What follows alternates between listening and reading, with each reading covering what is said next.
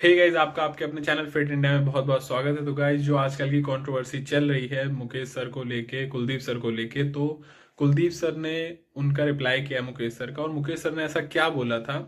तो चलिए पहले मुकेश सर को सुनते हैं, फिर कुलदीप सर को दोस्तों, सुनेंगे। किसी भी कोच के लिए जब उसका एथलीट कंपटीशन के बाद स्टेज से उतर के आता है तो अपने एथलीट को या ऑडियंस अपने ऑडियंस को ये बोलना बड़ा आसान है कि आप तो नंबर 1 थे, जजेस ने आपको हरा दिया है। देखो, आपने अपने एथलीट को सामने से देखा है। अगर आप उसमें अपनी उस एथलीट की कमियां नहीं देख पा रहे हैं तो आप बिल्कुल भी एक अच्छे कोच नहीं है, क्योंकि कमियों पर काम करना ही कोच का काम है। और अगर आप एथलीट की कमियों को देख पा रहे हैं, उसके बाद अपने ऑडियंस को या अपने एथलीट को बोलते हैं कि तू तो नंबर 1 था, जजेस ने तेरे को हरा दिया, तो आपसे बड़ा चीटर कोई भी नहीं है। भैया, जब आपका एथलीट जीत के आए तब भी और हार के आए तब भी आपने उसकी कमियों पे ही काम करना, यही कोच का काम है। यही दुनिया खत्म नहीं हो जाएगी, आगे और बहुत लेवल पार करने एथलीट को। अगर आप उसकी कमियां नहीं देख पा रहे तो you are not a good coach. मैंने अपने किसी एथलीट को चाहे जीत के आए तब भी, हार के आए तब भी, मैंने ये कभी नहीं बोला कि जजिंग अनफेयर हुई है। और यही कारण है कि इतने सालों से लगातार हम चैंपियन दे पा रहे हैं। यही कोचेज जो जजेस को टारगेट करते हैं, कभी उनको मैंने ये बोलते हुए नहीं सुना जब उनका एथलीट गोल्ड मेडल लेके आया, फर्स्ट आया, कि आज कोचिंग जजिंग में चीटिंग हुई है। क्यों भाई, जब आपका एथलीट जीत गया तो सब कुछ ठीक है, और जिस दिन वो हार गया उस दिन चीटिंग है। क्या आपका एथलीट जीता उस दिन सेकंड वाले को नहीं लगा हुआ चीटिंग होगी? तो अपने आप से फेर रहे हैं। आपको तो सब पता ही है, जो भी कोचेज की बात कर रहा हूँ उनको सब पता होता है अपने एथलीट का वो कहाँ स्टैंड करता है। उसकी कमियों पे काम करें, जजेस को रिस्पॉन्सिबल ना ठहराएं। कभी कभार कोई 19-20 हो भी जाता है, जज भी ह्यूमन बीइंग है। कोई छोटी मोटी बहुत रेयर उसमें अगर हो भी गया तब भी एक्सेप्ट करें हार को। अगर आप हार को एक्सेप्ट करेंगे ना तो आपका एथलीट बहुत टॉप हो जाएगा। Thank you. तो ये बोला था मुकेश सर ने, और आप सुनते हैं कुलदीप सर ने उनका रिप्लाई करते हुए, इनडायरेक्टली रिप्लाई करते हुए, या फिर उन्होंने किसको रिप्लाई किया ये हम में से कोई नहीं जानता। तो देखते हैं उन्होंने क्या बोला। Hello everyone. तो किसी गुरुजी ने किसी कोच के लिए एक वीडियो बनाई कि उस कोच को पता होगा कि किसके लिए वीडियो बना रहे हो। वो कहते हुए कि अगर स्टूडेंट्स जीतते नहीं हैं तो बता दो कि भाई जजिंग गलत है। तो उस गुरुजी को भी पता होगा कि मैं किसके लिए ये वीडियो बना रहा हूँ। पहली बात तो ना उनका कोई नाम लिया था भाई, ना उनका कोई जिक्र था, बीच में टांग अड़ाने का कोई मतलब ही नहीं था। तो दूसरों को नीचा दिखा के ऊपर चढ़ने की हरकत ये वाली। एक फ़ोन गया इनके पास उस कंपटीशन की अथॉरिटी से, इन्होंने 1 सेकंड में बना के वो वीडियो डाल दी। जैसे इन्होंने वीडियो डाली, अथॉरिटी ने अपने इंस्टाग्राम अकाउंट से उसकी स्टोरी लगा दी। इस गुरुजी ने पहले भी मुझे टारगेट करा है एक बार, जैसे कि मैंने डेडलिफ्ट पे वीडियो बनाई थी कि भाई डेडलिफ्ट नहीं करनी चाहिए। जिनको डेडलिफ्ट नहीं करनी आती या जो प्रॉपर पोस्चर सीख नहीं पा रहे हैं, जिनकी बॉडी इस तरह से नहीं होती है कई लोगों की कि वो डेडलिफ्ट करें, तो उनको डेडलिफ्ट करनी नहीं चाहिए। लेकिन इन्होंने उस पर एक वीडियो बनाई कि कुछ भी हो डेडलिफ्ट करनी ही करनी है, क्योंकि ये आपकी स्ट्रेंथ को चेक करने का एक तरीका है। ठीक है, क्या गाइड कर रहे हो यार आप? नई जनरेशन को क्या गाइड करने लग रहे हो? एक बिगिनर, एक जो आपके पास मान लो 10 एथलीट 20 एथलीट आते हैं, 50-100 जितने भी हैं, उन एथलीट्स को देख के आप ये आइडिया लगा लेते हो कि सब डेडलिफ्ट कर सकते हैं। आप एक बार नॉर्मल जनरल पॉपुलेशन को देखिए, आप देखिए कि कितनी दिक्कत है कि उस डेडलिफ्ट को प्रॉपर फॉर्म में पोस्चर सीखना ही उनके लिए बहुत बड़ी बात है, और वो गलत करते रहते हैं। जितने भी मैंने तो आज तक न्यू कमर्स देखे डेडलिफ्ट लगाते हुए, सबकी राउंडेड बैक होती है, सब एकदम एक्सट्रीम वेट्स पुश कर रहे होते हैं जो उनसे उठता नहीं है, फिर उसमें डेडलिफ्ट में भी सपोर्ट ले लेते हैं। फिर मैंने एक वीडियो बनाई प्री वर्कआउट्स पे कि प्री वर्कआउट नहीं लेने चाहिए। प्री वर्कआउट लेने से आपको बहुत सारे हेल्थ रिस्क हैं उसके साथ, क्योंकि एक तो उसमें हिडन इंग्रेडिएंट्स होते हैं जो लेवल पे मेंशन नहीं होते। आपकी किडनी, लीवर, सबसे ज़्यादा किडनी के लिए बीपी वगैरह, कार्डियक इश्यूज भी दे सकता है आपको प्री वर्कआउट। इन्होंने वीडियो बनाई कि प्री वर्कआउट लेना चाहिए।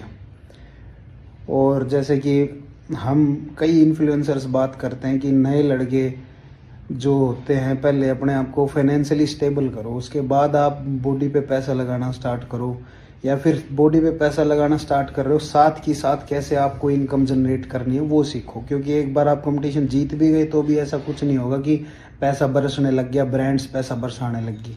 ठीक है, आप ये चीज़, मैं कितने एथलीट से आपको ये चीज़ें पूछवा सकता हूँ। पहले अपनी सोशल मीडिया स्ट्रॉन्ग करो।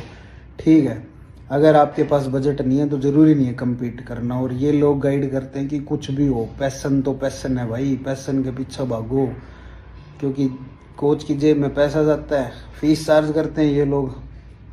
आपने कितने लोगों को भाई फ्री ट्रेनिंग करा दी, कितनों को स्पॉन्सर कर दिया? मेरे लड़कों से पूछो कितनों को, मैंने कितनों से फीस ली। 10% से मैंने फीस ली है, 90 को फ्री कराया है। आपने 90 से फीस ली होगी, 10 को फ्री कराया होगा, वो भी आप जिनकी सोशल मीडिया स्ट्रॉन्ग है। ये जो लोग हैं, ये इनकी बात करूँ, अगर एक कशिश है, कशिश इनके ऊपर वीडियो बना रहा है, उस वीडियो का इनसे लॉजिकल साइंटिफिक तर्क नहीं दिया गया, एक्सप्लेनेशन, तो ये बोलने लग गए कि तू तो भाई 22वीं सदी का आदमी गलत पैदा हो गया इस टाइम पर। तो कहीं ना कहीं आप इस स्टेटमेंट से ये भी मान रहे हो कि वो 22वीं सदी का एडवांस लड़का है, वो सही बोल रहा है। कशिश की सारी वीडियोस तो सारी ठीक नहीं है, एक दो है जिनमें थोड़ी बहुत गड़बड़ है, लेकिन मोस्टली उसकी एक्यूरेट रहती है, अच्छा काम कर रहा है वो।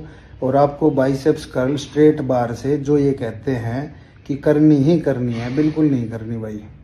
मेरे तक एल्बोज में दिक्कत होने लगती है अगर आप स्ट्रेट बार से करते रहेंगे।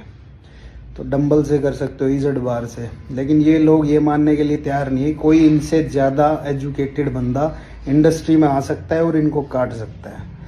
शेरू क्लासिक से 5 दिन पहले मेरे पास फ़ोन आ गया था कि भैया आपकी बार आपके एक स्टूडेंट नहीं जीतेगा, एक भी। मैं बोला कैसे भाई, ये कैसे हो जाएगा, इतने बढ़िया बढ़िया एथलीट है।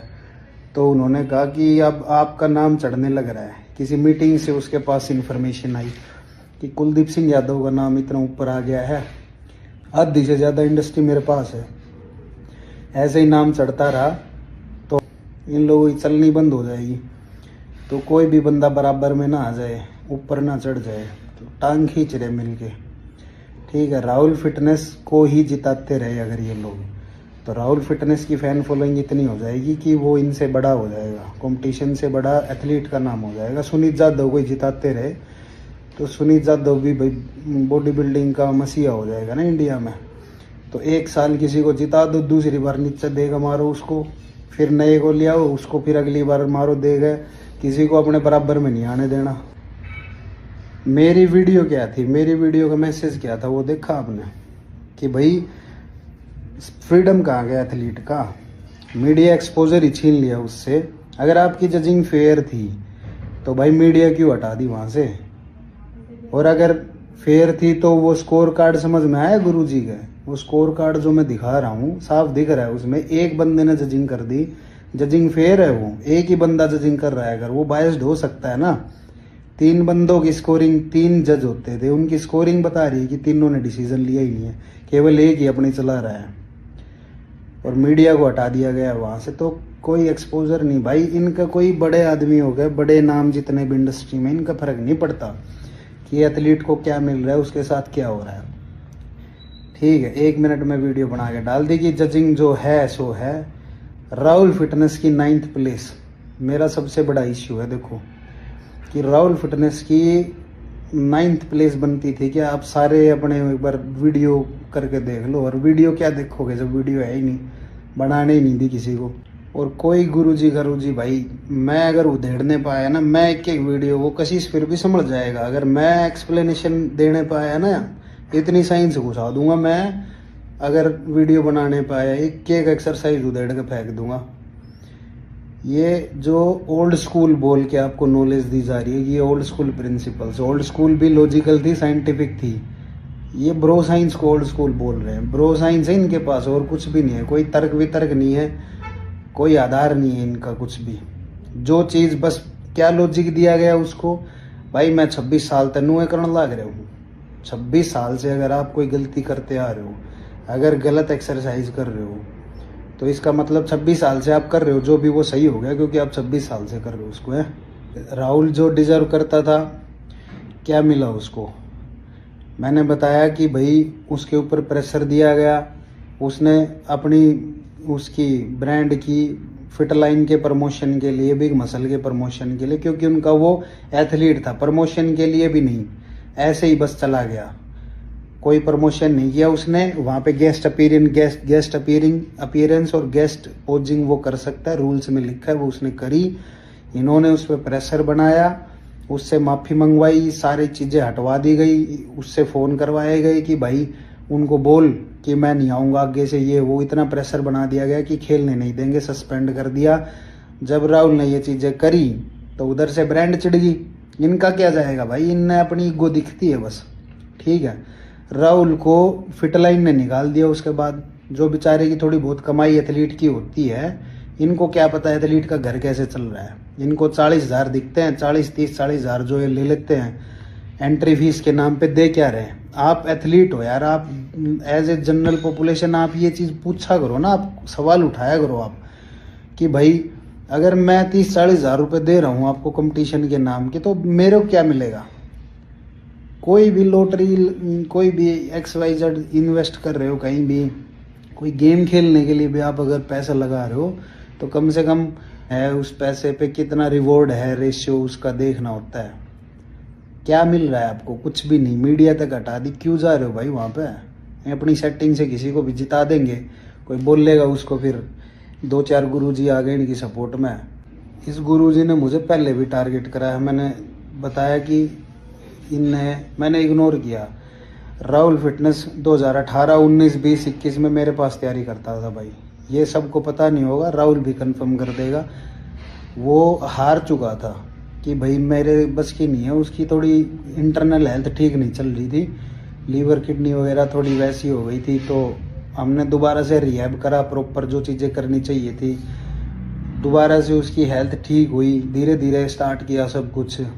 और उसके बाद जितनी मैंने पर्सनल ट्रेनिंग आज तक राहुल को दी है, किसी को नहीं दी। मैं खड़ा होकर ट्रेनिंग करवाई उसको। जो इतनी फेमस बैक राहुल की बनी है कि भाई, तो बैक की सबसे ज़्यादा ट्रेनिंग या जो भी XYZ जितनी भी हर चीज़ करवाई उसको। उस टाइम पे उसकी लेग्स भी अच्छी हो गई थी, लेकिन उसको इंजरीज, नी में इश्यूज रहते थे, जिसकी वजह से हम बहुत ज़्यादा काम कर नहीं पाए लेग्स पे। उसके बाद वो NPC ओवरऑल चैम्पियन बना। चैम्पियन बनते ही इस गुरुजी ने 1 सेकंड में स्टेटस लगा दिया कि राहुल मेरा स्टूडेंट है, क्योंकि शुरुआत उसने उसके पास करी थी। यहाँ पे राहुल को भी थोड़ा उस टाइम इमोशनल था, बोला कि हाँ भाई मेरे गुरुजी ने लगा दिया, कोई बात नहीं भैया, ये मेरे पहले गुरु थे। मैं बोला ठीक है। उस टाइम हमारा थोड़ा कन्फ्लिक्ट हो गया, इस वजह से राहुल अपने आप करने लगा। और उसके बाद जैसे इनको ये पता था कि मैं नहीं लिख रहा हूँ राहुल का नाम, ना राहुल मेरा, तो फिर ये लोग लिखने लगे कि हाँ राहुल मेरा स्टूडेंट है। आज तक भी इस कंपटीशन से पहले भी आप वीडियो चेक कर लेना, एल्पिनो तक का जो शूट हुआ था अभी, उसमें इंडियन रॉक और राहुल की वीडियो ऐसे डाली गई है, इस तरह से बना के, ऑडियंस को बहका के, मार्केटिंग यूज़ करके, इन एथलीट्स को as a showroom piece use करके, एडवर्टाइजिंग करके, नए बच्चों को खींचने के लिए एक वीडियो डाल दी गई इस तरह से, जैसे कि ये इनके स्टूडेंट्स हो। आप चेक कर लेना वो वीडियो, ठीक है।